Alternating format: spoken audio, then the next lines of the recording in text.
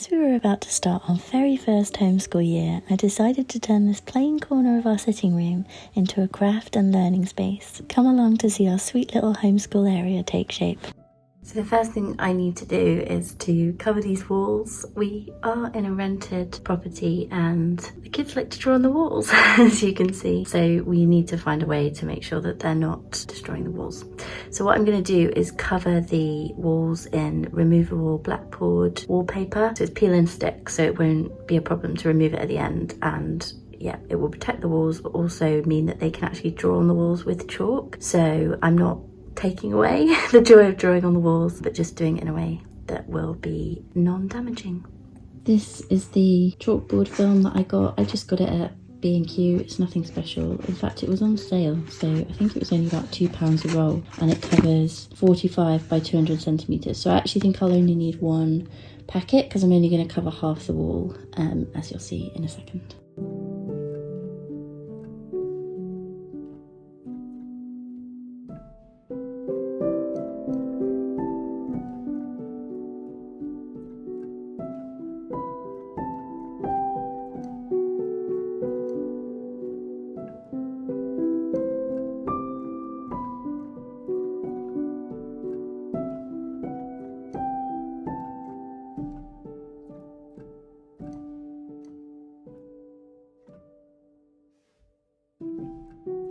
This is how it's looking at the moment. I actually went back in and redid the left-hand piece because I wasn't happy with how much of a gap there is down the middle. And you can see there is still a little gap, but I think it's so barely noticeable and it's actually really hard to get them to line up. So now I'm wondering whether it's a good idea to add one more strip on each side. I think I probably will, because at the moment it almost feels too small for the space. So I'm going to go ahead and do that now and then I'll show you afterwards. Here's how it's looking now. I'm definitely glad that I added in the extra strip each side. Slightly annoyingly, I think I picked up 2 different packets of like chalkboard paper, so they are slightly different colour, but it's fine.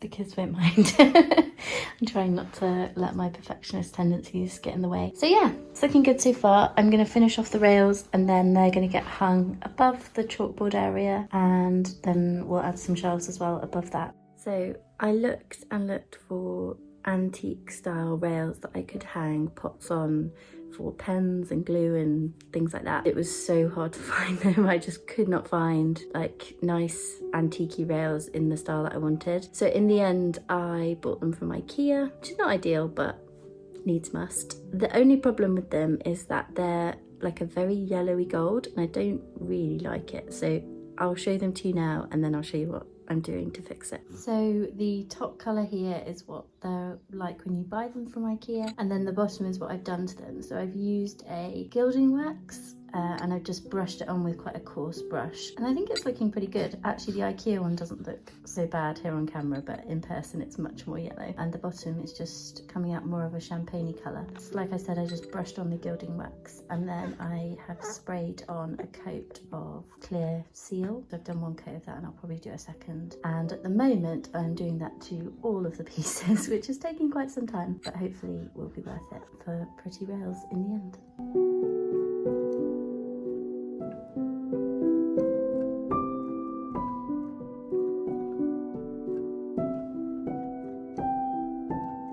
So it's about a week later. After I'd painted all of the rails, I left them to dry, and then we actually ended up hanging them just before we went away, and then we were away for a few days, and so it's a week later suddenly. So I'm going to show you what they look like, what the rails look like now that we've hung them, and then I'm going to show you the next step, which is to hang some shelves.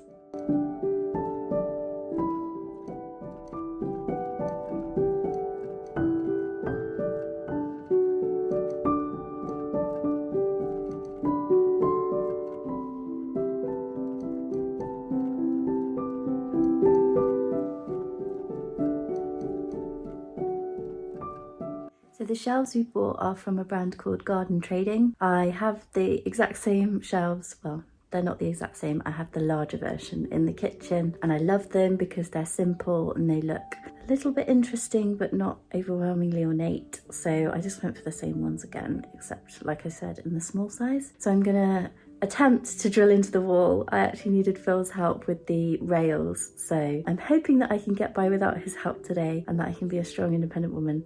But we'll see where we get to.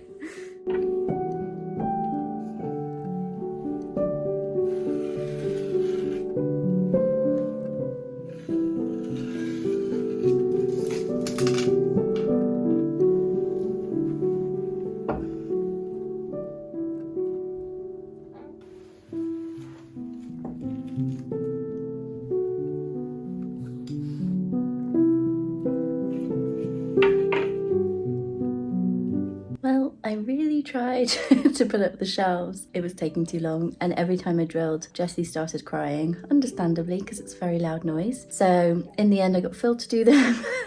No empowerment here. They look really good, and I've got these little crates that I got from Hobbycraft. I did want to make my own, but just this lack of time got the better of me.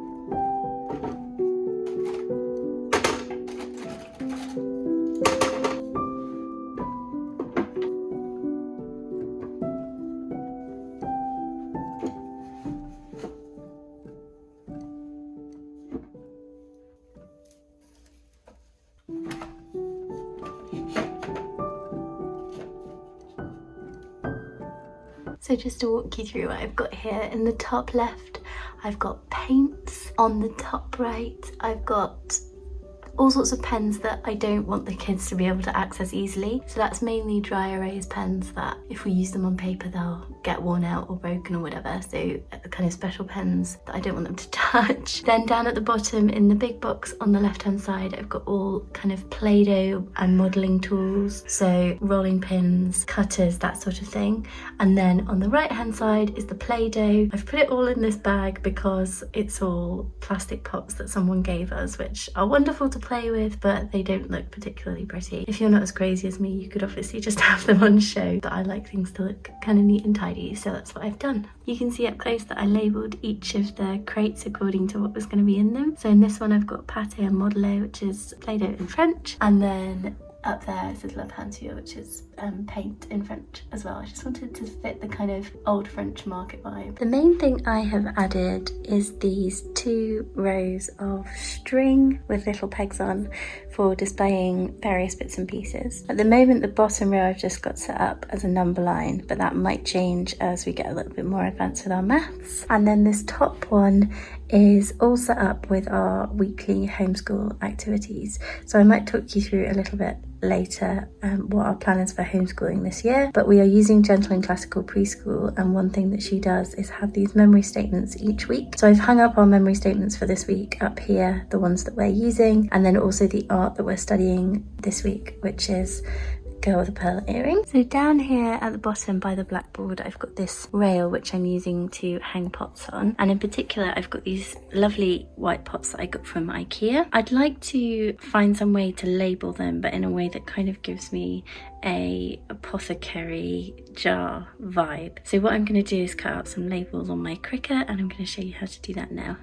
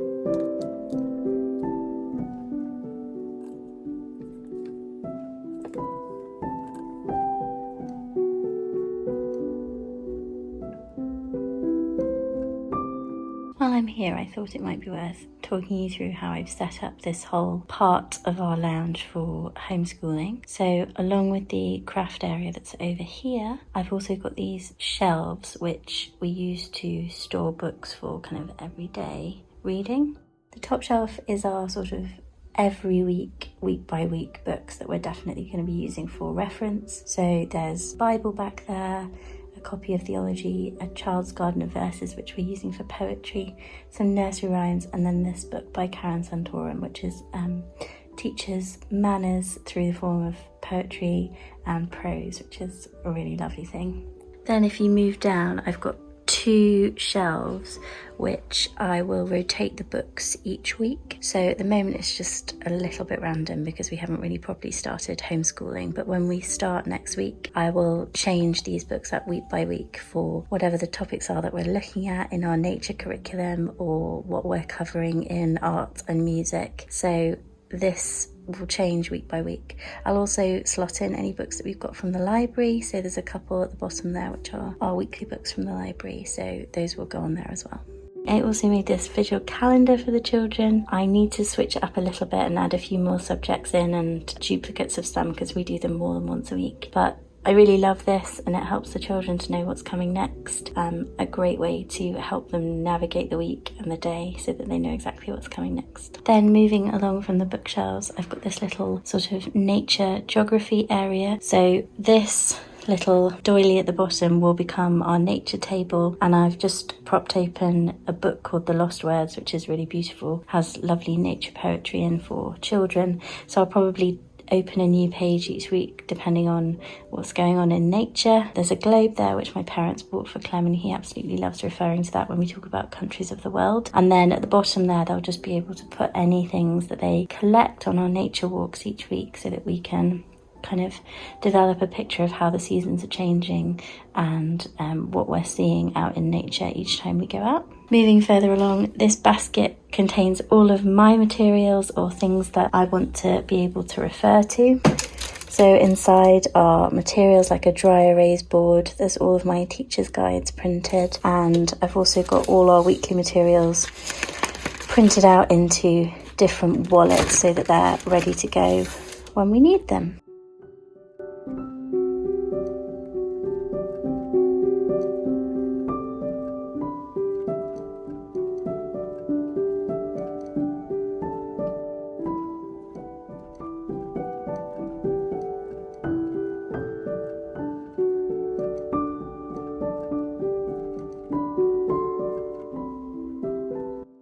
I think that is all for this week. If you'd like to hear more about our plans for homeschool this year, then do drop a comment below and let me know. I have no idea how interested people are in homeschool content, so if that's up your street then let me know. If you would like more from me in between YouTube videos, you can head over to Instagram or TikTok. I'm on TikTok a lot these days and really enjoying it there. I post lots of little videos of craft projects I'm working on, ideas around the house, that sort of thing. So do head over there and check that out. Otherwise, I will see you all next time. Bye!